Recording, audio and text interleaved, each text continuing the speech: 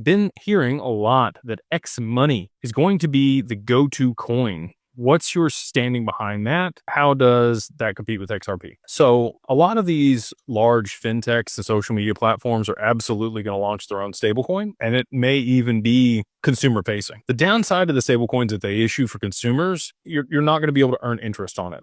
They're going to be able to earn a lot of money on it. You're not going to be able to earn any money on it. Tokenized deposits are going to be a bit different, and those do allow people to generate interest on those accounts. I think that Xmoney probably goes the tokenized deposit route, and they leverage another, distributed ledger technology to be able to settle those accounts. And you'll have an X address or, a cash address that is your handle over there that you can then send people money from, and people can send money to you on, right? I got a cool one. Mine is beyond_broke there on X. So excited about that for the money handle.